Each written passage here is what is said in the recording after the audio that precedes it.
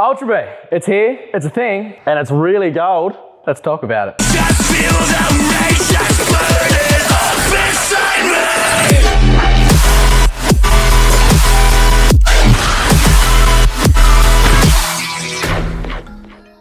My favourite thing on this bike has to be the brakes. Oh my goodness. We have finally gone away from crappy mineral oil mountain bike brakes to now some solid dot motocross brakes. With 240mm rotors front and back, like an actual dirt bike. I'm stoked on motorbike brakes. So stoked, so stoked. Like, it is just game changer. It feels so much better. The bike actually pulls up with a nice, easy one finger pull.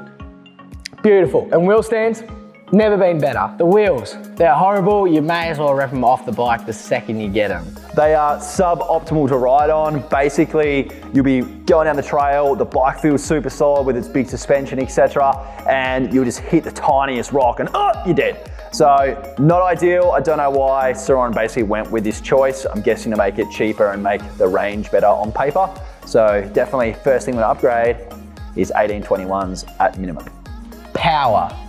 What do I think of the stock power? Well, obviously it's not good enough if one of these is already slapped on it.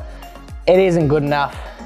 It's a lot better than a light bee, and at least it does a wheel stand, but it definitely doesn't hold a good wheel stand due to power. And especially if you're gonna upgrade those wheels, it's a no-brainer. You're gonna be needing some sort of aftermarket controller for sure. The seat, Sur Ron, they finally gave us a good seat. Yes, what every single dirt bike manufacturer has been doing for years, but we've got it on a Sur Ron. That's all that matters, baby. That's all that matters. We got a nice bit of cushion for the tushin. Yeah. Cool, so you would have seen a million people review this and show this one amazing feature. So obviously we have a pocket to put things in. You could be selling drugs. You could be, going to the groceries and buying a single loaf of bread. But this thing essentially fits in here so you can take it with you. It's a little bit hard to put in, but it does go. But what me and Troy have found is all the people who froth on the Yui booms up here, you no longer need to have them up around your head. You can now have them in your ass. One thing that's annoying on the bike as it comes in its factory form without this lovely, beautiful little shiny bit of kit on the front, we have a tilt sensor. Said tilt sensor makes it really annoying when you tilt the bike in the air and it cuts out. Truett loves to do his little 1 foot tables and turn downs, whatever you want to call them. I call them a table. I don't know if that's the actual name. I think they're called a turn down. But anyway, when you push the bars to the ground, the bike, you try and get it level. Well, I found out that every time you do that, the tilt sensor goes off and you actually lose power. So that is a definite sucky thing about the stock bike. But I'm sure we can cut that out and get rid of it. But I'm just putting it out there. Tilt sensor. They're a pain in the ass. They shouldn't be on the bikes. This is a battery. This is the thing that actually drives the bike forward in that direction. So this is a 74 volt, 55 amp hour from Sur Ron. Apparently this has 140k range on this bike. Well done, Sur Ron, for probably not telling the truth there. It's definitely probably closer to 50, but good work anyway. That's marketing. So now 74 volt, you're thinking, what voltage is that? Just marketing again, that's also 72 volt. But yeah, so 72 volt battery, 55 amp hour, roughly 4 kilowatts. It's a decent sized pack for this bike, considering this bike is only a little bit heavier. Almost fell off then, watch out for that. Considering this bike is only a little bit heavier than the light bee, it's a good sized pack really. So Sur Ron, sick job on that one. So if you want to nerd out about the battery, it's kind of the same style pouch cells that EBMX and a lot of manufacturers use. If you want to bypass this battery, you might be able to get probably 25 kilowatt out of it. With a X9000, which we have slapped on this now, which we'll review later, basically we can get about 17 kilowatt on the stock BMS. So if you think this bike is rated for 12 kilowatt, the fact you can get 17 kilowatt out of it, peak value with a stock battery with no BMS bypass, that's a really good move. So if you do think about doing a bypass, one problem with that is that the key switch actually turns on the BMS.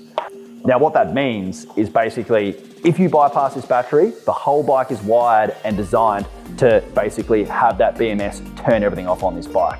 Considering that's the case, if you do bypass it, you're gonna have to rewire the whole bike to make it run just like the Light Bee. So be prepared if you're gonna go down that road and you don't wanna buy an aftermarket battery, that it's gonna be an absolute pain in the ass trying to get it to work.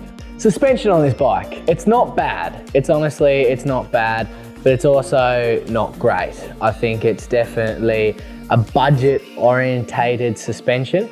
It's definitely a massive step up from stock Light Bee suspension, but it's also not MX suspension.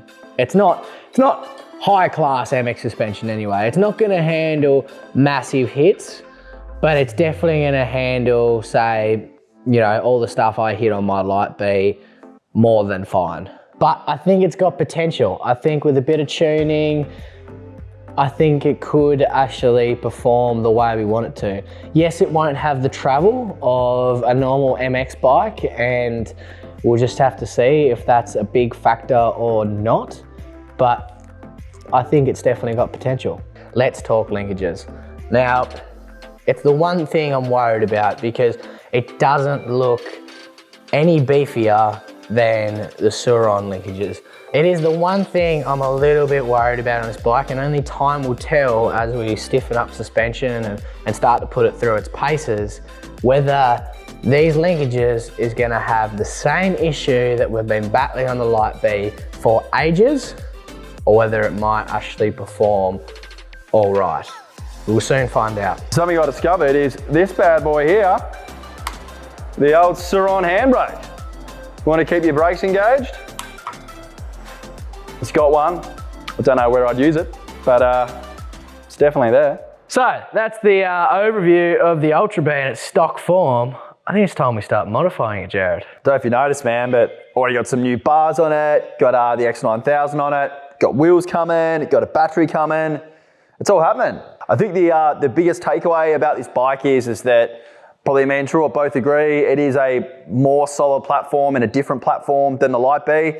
But once again, it's the bike that could be. So I think you do have to buy it and you do have to spend a bit on it to get it to a happy place. Yeah, I really think once it's fully modified, it's really going to be exactly what we've been wanting and what we've been trying to get our Light Bee to be. I think the Light Bee is still going to have its place. And 100%, yep. Still a really fun bike to ride, but this thing's going to be cool. Yep, I reckon slap some EBMX magic in there and we'll be right to roll. So thanks for watching. It'd be awesome if you liked. It'd be even cooler if you subscribed. Catch you in the next one. In your ass. Can we please keep that?